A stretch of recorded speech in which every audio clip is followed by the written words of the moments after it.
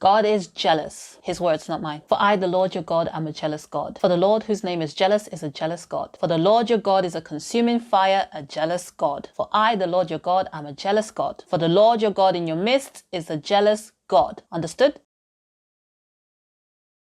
The Lord your God is a jealous God. What does that make you feel? Does it make you feel special and loved? Or does it make you question, why is God, who is the creator of all things, stooping so low as to be jealous? Surely he should be above feeling jealous. Or are you scared because he says he's jealous? Does that make you question what he would do? Whatever is being stirred up in you, ask the Lord to reveal to you why that is. It could be you have a traumatic past with people who were jealous and did evil for the sake of their jealousy. But God has every right to be jealous. He's not jealous of you, he's jealous for you. Think about it. He's the creator, he created you, he created everything. He's the only true God. He's the only one who died for you. He's the one who loves you more than anyone or anything in existence. So of course he has every right to be intolerant of everything and everyone who tries to take his place in your life. And what's his place? Your God, your first and greatest love. There should be no idol, nothing and no one you give your allegiance and worship to except him, because he yearns jealously for the spirit he made to dwell inside of us. God doesn't want to share you with the world. Friendship with the world is enmity with God. You cannot merge the two. It's impossible, because all that's in the world, the lust of the flesh, the lust of the eyes, the pride of life, is not from God. And the flesh lusts against the spirit and the spirit against the flesh. The two cannot be mixed. So who are you giving your worship to? Who are you giving your allegiance to? What do you wake up early to pursue but can't spend time with him? I'm speaking to myself as well. When I was pursuing acting, I would get up 3-4 a.m. just to get to set on time. I could stay up doing a self-tape before the deadline up to 1 or 2 a.m. But when it came to spending time with God, yeah, I figured he would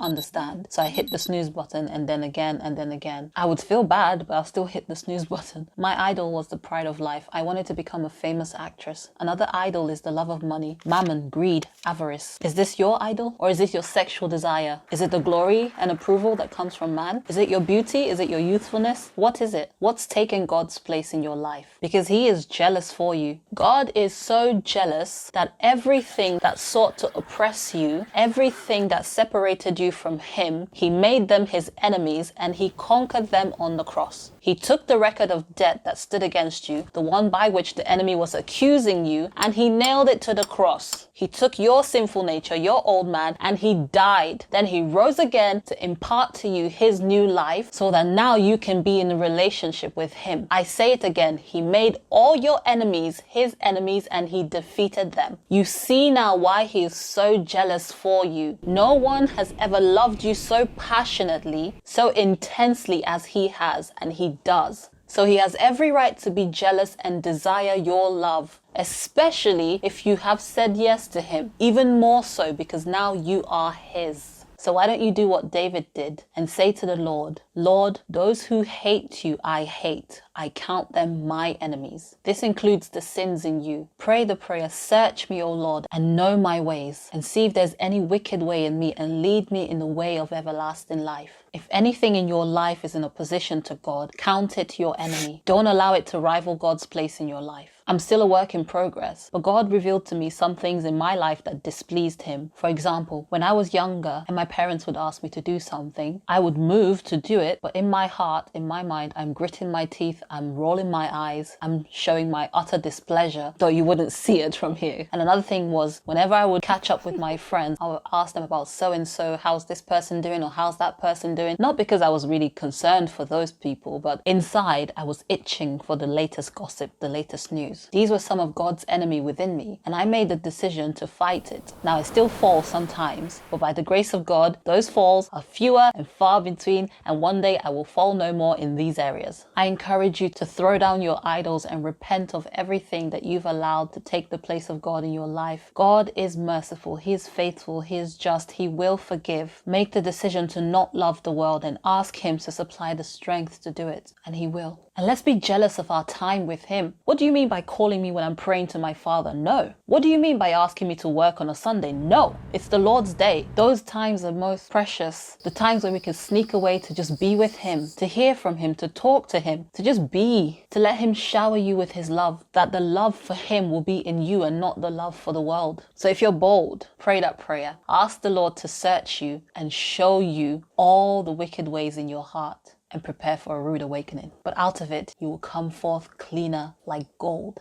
If you ever prayed that prayer, let us know in the comments what the Lord said to you and how he has helped you overcome it, even if you're still a work in progress like I am. And let's encourage one another to be more jealous for him, to love him with all of our heart, soul, mind, and strength, and not give him any reason to be jealous. Let's love him like he deserves, because his love for you endures forever.